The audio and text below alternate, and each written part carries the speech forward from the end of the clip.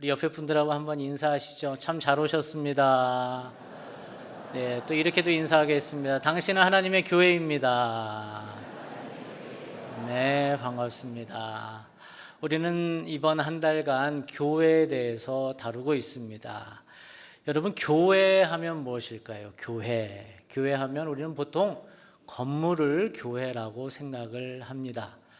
수원성 교회 하면 우리 율전동에 세워진 이 멋진 건물을 교회라고 하죠. 여러분, 이 말이 맞을까요? 틀릴까요? 네. 맞아요. 네, 우리가 건물로도 이 수원성 교회 건물도 교회입니다. 이 이야기는 3세기의 교부 카르타고의 키프리아누스라는 교회의 아버지죠. 교부가 얘기했어요. 건물로도 아주 중요한 교회의 의미가 있다라고 얘기를 했습니다. 그러나 이런 의견은 사실 소수의 의견이고요. 대부분의 사람들은 교회를 건물로만 보지 않고 교회에 모여 있는 우리 성도들의 모임을 교회라고 더 많이 이야기를 합니다. 교회가 뭐라고요? 성도들의 모임을 얘기합니다. 그래서 한스 퀸이라는 신학자는 이렇게 교회를 정의를 했는데요. 교회는 특정한 계급이나 계층, 기관이나 당파가 아니라 전체 하나님의 백성, 즉 믿는 자들의 전체 공동체가 교회이다라고 얘기를 하고 있습니다. 즉 교회는 이 믿는 자들의 모임이라는 것이지요. 정리하자면 교회는 건물도 교회이지만 이 믿는 자들의 모임을 교회라고 합니다. 그래서 저는 교회하면 이 두 개념을 같이 쓸 예정입니다. 건물로도 교회이고 또 함께 모여있는 무리도 교회라는 것이지요. 오늘은 그런 의미에서 교회, 즉 하나님의 집이죠. 이 하나님의 집이 역사 속에서 어떻게 변천을 했는지 그 세 가지의 모델을 한번 보려고 합니다. 첫 번째는 하나님이 백성을 만나는 곳, 백성들이 함께 모여서 하나님을 만나는 곳이 첫 번째가 어디냐 하면 성막입니다. 뭐라고요? 성막입니다. 물론 성막 이전에도 하나님의 백성들이 하나님을 만나던 장소들이 있었어요. 노아 때에는 노아의 방주가 그러했고, 또 아브라함 등 족장들이 있었을 때에는 들이나 산에서 예배를 드렸을 때 그곳에서 하나님을 만났지요. 그러나 정형화된 틀을 주고 그곳에서 하나님을 만날 수 있도록 어떤 온전한 모양을 만든 첫 번째 폼이 성막입니다. 스데반이 사도행전 7장에서 그래서 그렇게 서 있는 곳을 광야 교회라는 독특한 단어를 썼는데 함께 읽어볼까요?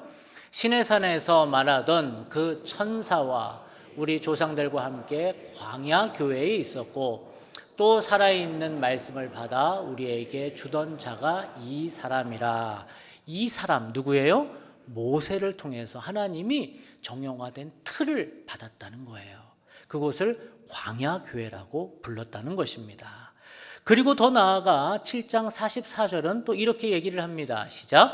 광야에서 우리 조상들에게 증거의 장막, 성막이 있었으니 이것은 모세에게 말씀하신 이가 명하여 그가 본 그 양식대로 만들게 하신 것이라. 아멘. 그래서 하나님이 정형화하게 주신 첫 번째 집은 성막이라는 것입니다. 여러분, 성막 그림 많이 보셨을 텐데 한 번 더 보시죠. 성막은 이스라엘 백성들이 광야를 이동하다가 넓은 곳에 이제 정착을 간혹 하게 되지요. 그러면 성막은 가운데 딱 이제 진을 치고 양 동서남북으로 세 지파씩 머물게 되는 것입니다. 그러면 성막은 구체적으로 어떻게 생겼는지 한번 보도록 하겠습니다. 성막은 크게 세 가지의 장소로 나와 있는데 첫 번째는 성막 문으로 지나가면 뜰이 나오고요. 그리고 그 안에 조그만 좀 더 작은 텐트가 있어요. 성소가 있고 그리고 그 안에는 지성소로 들어갑니다. 성막에는 문이 몇 개일까요? 하나입니다. 하나. 개구멍이 있을까요? 없을까요? 없어요. 있으면 큰일 납니다. 이 문은 유일하신 예수 그리스도, 유일하신 문이신 예수 그리스도를 상징합니다. 다른 문으로서는, 다른 이로서는 구원이 없음을 말하고 있는 것이지요. 그렇게 성막문으로 입장을 해서 첫 번째 만나는 것이 번제단입니다. 내가 죽어야 되는데 누구를 대신 짐승을 죽게 해서 내가 사는 것이지요. 그래서 내 죄가 완전히 갈기갈기 조각나듯 짐승을 각을 내서 하나님 앞에 버닝 오퍼링을 하는 거예요. 태워서 올려드리는 것이죠. 그리고 나서 두 번째 물두멍에 가서 손을 깨끗이 씻으며 나의 죄를 씻는 시간입니다. 즉 뜰은 내 죄를 완전히 씻는 장소라는 것이에요. 그렇게 뜰은 이제 위에가 터 있는 곳이죠. 이제 공간으로 들어갑니다. 공간으로 들어가는 곳이 어디라고요? 성소입니다. 성소에 들어가면 금초대와 분향단과 떡상이 있습니다. 성경을 그리고 이제 신앙을 막 시작하시는 분들에게는 너무 어려운 단어들이 나와서 죄송한데, 중요한 것은 성전 안에는 저런 물품들이 있구나 정도를 아시면 되겠습니다. 그렇게 성소를 지나서 지성소로 들어갑니다. 지성소 안에는 저렇게 환한 하나님의 거룩한 영광의 빛이 나오는 법궤가 있습니다. 법궤 안에는 이제 하나님의 말씀을 상징하는 두 돌판, 아론의 쌍난 지팡이, 그리고 만나 항아리가 들어있고요. 법궤를 싸는 이런 뚜껑이 있는데 그걸 속죄소라고 합니다. 그리고 그 위에 천사가 이렇게 서 있는 거예요. 저것이 하나님의 임재의 상징이지요. 그 법궤 안에 가장 중요한 것이 이제 말씀을 상징하는 십계명, 두 돌판이 되는 것입니다. 그래서 이제 후에도 보겠지만 곧 성전이 우리가 되는데 우리 안에 꼭 있어야 되는 것이 말씀입니다. 그래서 우리는 늘 말씀으로 채워져야 한다는 것이죠. 말씀이 채워지는 것, 곧 그것은 하나님의 임재의 상징입니다. 그래서 어찌됐든 간에 우리는 말씀을 읽고 말씀을 묵상하고 말씀의 사람이 되기 위해서 노력을 하는 것이에요. 그래서 이번 가을에 여러분을 말씀 앞으로 더 가까이 나오게 하기 위해서 교회는 한 주간 통독 시간을 가지려고 합니다. 여러분 통독 해보셨습니까? 통독은 무조건 읽는 겁니다. 창세기 1장부터 요번에 올해는 한 주간 구약만 읽을 거예요. 내년에는 무엇을 읽을까요? 신약을 읽을 거예요. 그 다음에는 구약을 읽을 거예요. 그 다음에는 신약을 읽을 거예요. 이렇게 한 주씩 온전히 시간을 내어서 여러분 말씀을 통독하는 시간을 가지려 합니다. 10시부터 오전 10시부터 오후 4시까지 하루에 6시간씩 그렇게 말씀 안에 푹 빠지는 시간을 가질 거예요. 근데 그냥 막 읽으면 너무 힘들잖아요. 그래서 제가 각 권마다 짧게 요약을 해드리고 그리고 성경을 빨리 읽는 시간을 가질 겁니다. 여러분 말씀이 들어가면 우리의 몸도 치유될 줄 믿습니다. 말씀이 들어가면 흐트러졌던 우리의 마음도 회복될 줄 믿습니다. 그러한 시간을 사모하셔서 9월 첫째 주에 꼭 가능하신 분은 휴가도 내시고 또 여러분 시간을 빼셔서 이 시간 말씀의 그 놀라운 능력을 경험하시기를 축복합니다. 이렇게 말씀이 중심이 되고 이렇게 성막의 그림을 보여주는 것이 첫 번째 하나님의 집의 모형입니다. 근데 이 성막의 중요한 개념은 영어로 성막을 뭐라고 번역을 하느냐? 텐트라고 번역을 합니다. 영어가 더 쉽죠? 네, 텐트입니다. 여러분 텐트가 뭐예요? 간이용 집입니다. 즉 이 성막의 아주 중요한 정신이 텐트라는 건데 뭐냐 하면 움직이며 다닌다는 거예요. 그러니까 성막의 아주 중요한 정신은 하나님의 집이 뭐 한다는 거예요? 움직인다는 거예요. 고정된 것이 아니라 움직인다는 것입니다. 이게 성막의 아주 중요한 정신임을 우리가 잠깐 알고 가겠습니다. 그리고 시간이 흘러서 이스라엘 백성들은 우리나라처럼 남북으로 나뉩니다. 그런데 이 남북을 통일시키는 왕이 있는데 그가 누구예요? 다윗입니다. 그래서 다윗이 통일이 되고 나라가 부강해지니까 이제 자기도 좀 자리를 잡아야 되잖아요. 그래서 자기 집을 잘 만들려고 이제 백향목도 가져오고 해보니까 뭐가 걸려요? 하나님의 집이 텐트, 너무 초라해 보이는 게 걸리는 거예요. 그래서 하나님, 저 하나님 집 크게 만들어주고 싶어요. 그 내면에는 어떤 것도 있어요? 내 집도 크게 만들고 싶으니까. 그래서 크게 만들고 싶어요. 그랬더니 하나님이 뭐라고 그러세요? 너 내 집 만들지 못해. 왜냐하면 네 손에는 피가 너무 많아. 그래도 하나님이 이렇게 하나님의 집을 잘 만들어주려는 다윗이 이쁘셨나 봐요. 그래서 다윗에게 이렇게 말씀하세요. 근데 이렇게 말씀하시는 말 이면에는 내가 이제는 고정성전, 이제는 건물로서 성전을 너에게 주지는 않지만 네 아들에게 주겠지만 내 정신은 이거다라고 말씀하시는데 같이 한번 읽어볼까요? 그러나 나는 이스라엘 자손을 이집트에서 데리고 올라온 날로부터 오늘에 이르기까지 어떤 집에서도 살지 않고 오직 장막이나 성막에 있으면서 옮겨 다니며 지냈다. 봐봐요. 중요한 게 뭐냐 하면 계속 내가 내 집은 옮겨 다녔다라는 얘기를 하는 거예요. 계속 읽어볼까요? 내가 이스라엘 온 자손과 함께 옮겨 다닌 모든 곳에서 내가 나의 백성 이스라엘을 돌보라고 명한 이스라엘 그 어느 지파에게라도 나에게 백향목집을 지어주지 않은 것을 두고 말한 적이 있느냐. 아멘. 내가 언제 너희 보고 집 만들어 달라고 했느냐. 내가 언제 이렇게 멋들어진 고정된 집 만들어 달라고 했느냐. 나는 옮겨 다니며 지냈다라고 얘기를 하시는 거예요. 그 이후에 솔로몬이 이제 하나님의 집을 멋들어지게 멋있게 만듭니다. 그럼에도 불구하고 솔로몬 역시 알았어요. 내가 아무리 이렇게 큰 집을 짓는다고 해도 하나님 이 공간에 갇혀 계신 분이 아니다라는 것을 고맙게도 솔로몬이 알았어요. 그래서 솔로몬이 얘기한 고백을 한번 역대하 2장 2절 3절을 한번 읽어보도록 하겠습니다. 따라한 시작. 솔로몬이 이에 짐꾼 7만 명과 산에서 돌을 떠낼 자 8만 명과 이를 감독할 자 3,600명을 뽑고 솔로몬이 사절을 두로 왕 후람에게 보내어 이르되 당신이 전에 내 아버지 다윗에게 백향목을 보내어 그가 거주하실 궁궐을 건축하게 한 것 같이 내게도 그리하소서. 아멘. 솔로몬도 역시 이야기를 한 거예요. 내가 하나님께서 이렇게 만들 때에 이렇게 많은 사람들이 동원해서 이제 하나님의 집을 진다고 하는 것이죠.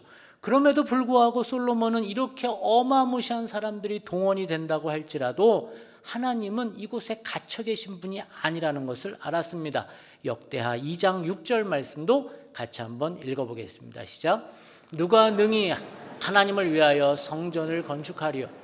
하늘과 하늘들의 하늘이라도 주를 용납하지 못하거늘 내가 누구이기에 어찌 능히 그를 위하여 성전을 건축하리요. 그 앞에 분향하려 할 따름이니이다. 아멘. 솔로몬은 하나님의 집을 멋있게 지으면서 솔로몬 성전 그림이 있으면 한번 보여주실래요?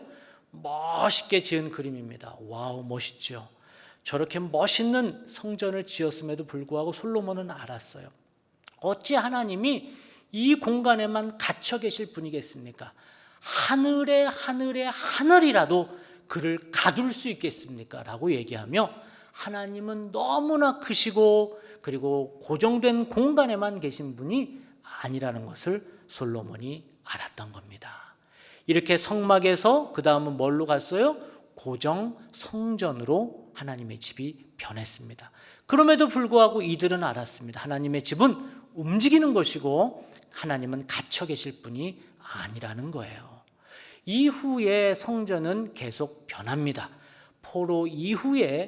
포로 때의 성전이 완전히 파괴돼서 스룹바벨과 에스라와 느헤미야가 성전을 재건축하고 그리고 예수님 때에 예수님 어렸을 때 예수님을 죽이려고 한 그 헤롯이 건축광이어서 헤롯이 성전을 멋있게 다시 개보수를 하지요.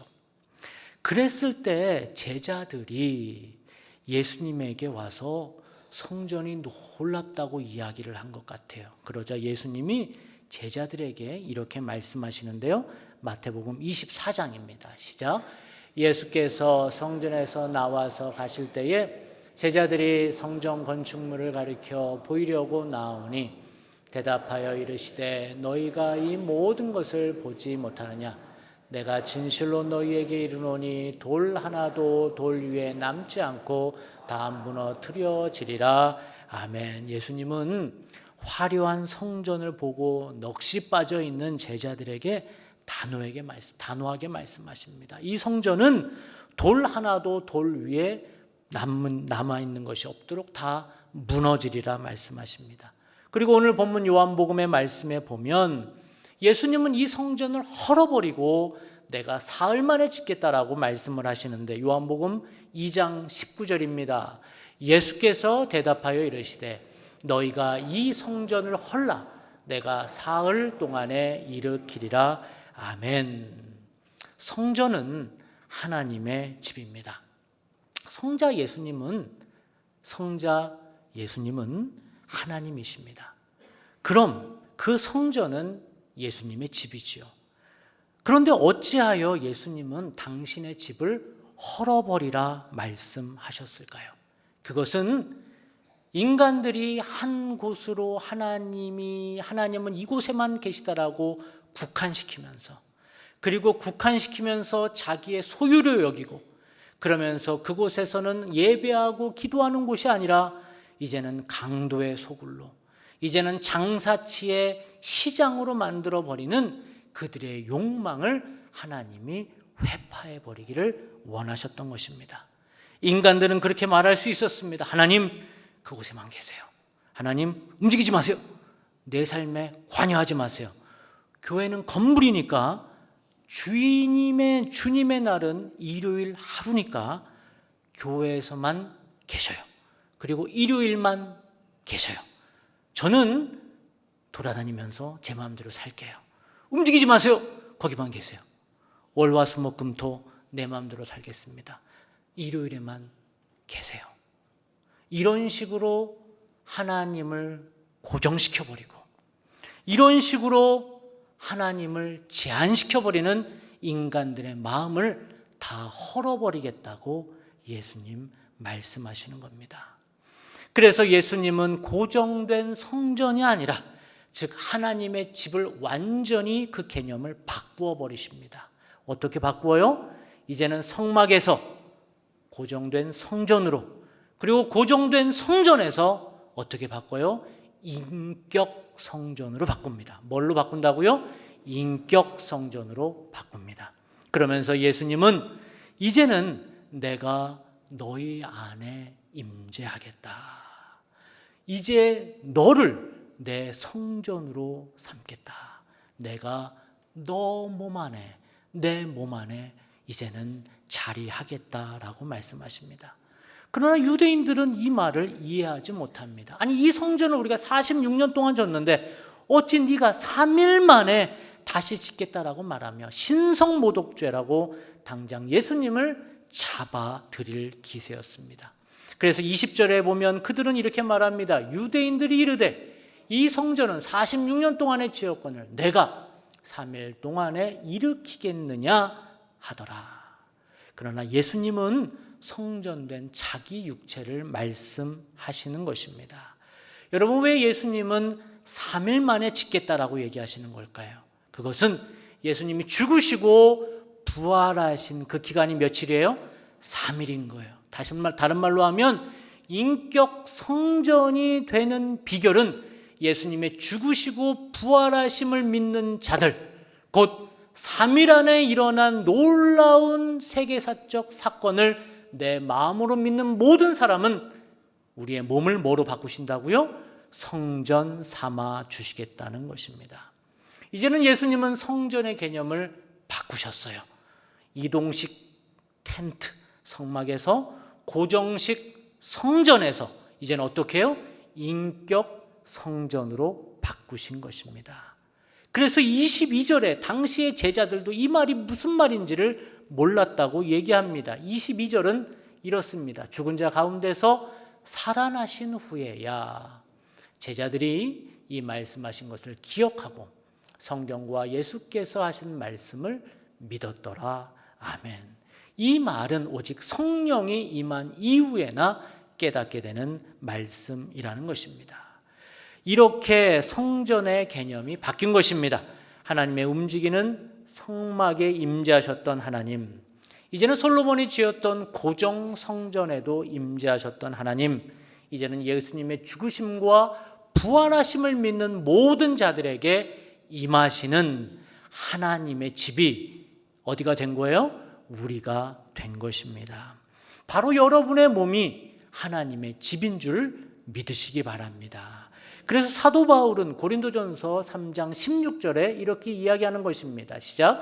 너희는 너희가 하나님의 성전인 것과 하나님의 성령이 너희 안에 계시는 것을 알지 못하느냐. 아멘. 6장 19절도 이렇게 말합니다.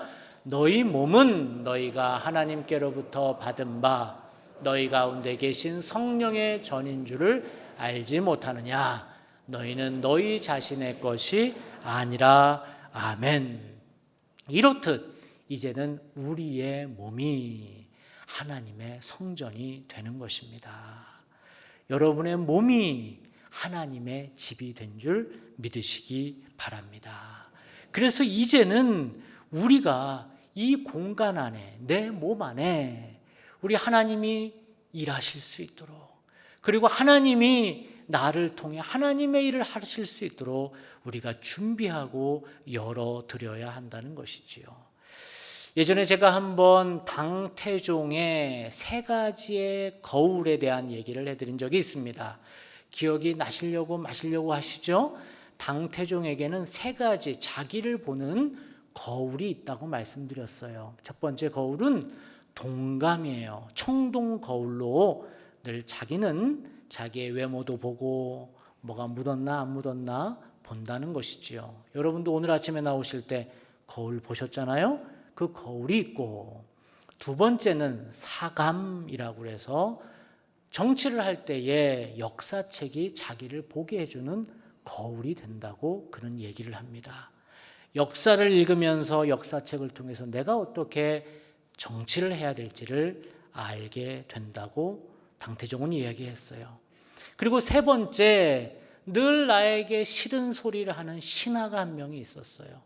그 신하 정말 내쳐버리고 싶고 정말 제척해버리고 싶지만 그러나 나를 볼 수 있도록 계속 아픈 부위를 찔러주는 사람이 있다라는 것이죠. 그가 위징인데 이 위징이 죽은 장례식에 가서 이 유명한 3가지의 거울 얘기를 당태종이 한 것입니다. 여러분도 이 거울이 있으십니까? 저는 여기에 2가지 거울을 더 가지고 있습니다. 하나의 거울은 4번째 거울이 되는 거죠. 저에게 4번째 거울은 영감입니다. 영적인 거울이에요. 늘 영적으로 저를 체크하고 제가 하나님 앞에 바로 서 있는지 바로 가고 있는지를 확인하는 거울인데 그것이 저에게는 말씀과 기도입니다. 말씀과 기도로 저는 늘 저를 확인하고 살고 있습니다. 여기까지는 모든 사람이 갖고 있기를 축복하는데 마지막 5번째 거울은 안 따라 하셔도 됩니다. 저는 이 5번째 거울이 있는데 그거는 육감입니다. 육신을 체크하는 감, 거울이 있어요. 그게 뭐냐 하면 저는 체중계입니다. 아침에 샤워를 하고 그리고 나서 늘 루틴하게 체중계 위에 올라갑니다. 그리고 저를 보는 거예요. 아, 오늘 어제보다 500g이 늘었네. 그러면은 밥도 한 공기 먹을 거 오늘은 반 공기를 먹고 반찬 이만큼 먹을 거 조금 줄이고 그러면서 저를 늘 체크를 하는 것이죠. 아, 목사님 뭐 이렇게 피곤하게 사세요? 먹고 싶은 거 좀 먹고요. 그냥 그렇게 살지요. 물론 잘 먹고 다닙니다. 그런데 왜냐하면 그게 저의 성전됨의 고백이기 때문에 그렇습니다. 따라하시라는 말 아닙니다. 저는 그렇게 성전을 지키고 있는 거예요. 제가 술을 먹겠습니까? 담배를 피겠습니까? 그나마 제가 할 수 있는 성전됨의 그 모습을 지켜가며 하나님 앞에 살기 위한 저만의 몸부림인 것이지요. 여러분도 하나님의 성전임을 믿으시기 바랍니다. 여러분 안에 하나님이 계시고, 그래서 여러분을 통해서 하나님이 마음껏 일하시기를 원하십니다. 주님, 그냥 교회에 계셔요. 움직이지 마시라니까. 월화수목금토는 4시간이라니까. 저 그냥 주일날 한번 여기 오면 되잖아요. 그냥 거기 계세요. 그런 개념이 아니라는 거예요. 교회는 건물이기도 하지만 우리 한 사람 한 사람이 교회인 줄 믿으시기 바랍니다. 그래서 우리가 어떻게 하면 하나님의 교회로 바로 설 수 있을까? 그래서 교회 한 사람 한 사람이 모인 이 모임이 그래서 건강하게 하나님 앞에 설 수 있는 것입니다. 그렇게 될 때 하나님께서는 이 수원성 교회를 통해서 이 땅에 죽어가는 자들, 이 땅에 하나님의 나라를 잃어버린 자들에게 우리의 사는 모습을 통해서 그들에게 하나님 나라를 소개할 줄 믿습니다. 여러분이 그렇게 사용되시는 한 분 한 분 되시기를 주님의 이름으로 축복합니다. 기도하겠습니다. 하나님 아버지, 저희의 몸을 하나님의 집으로 만들어 주셔서 감사합니다. 이제는 하나님을 한 공간에만 계신 분이 아니라 하루만 만나는 분처럼 여기는 것이 아니라 매 시간 매 공간 하나님이 내 안에 계시기에 주님과 친밀히 만나는 우리가 되게 하옵소서. 이제는 이 몸은 하나님의 집임을 선포하오니 잘 가꾸고 관리하게 하시고 우리의 말하고 생각하고 꿈꾸는 것이 하나님을 기쁘시게 하는 것이 되게 하시고 숨 쉬는 것마저 기도가 되게 하옵소서. 예수님의 이름으로 기도합니다. 아멘.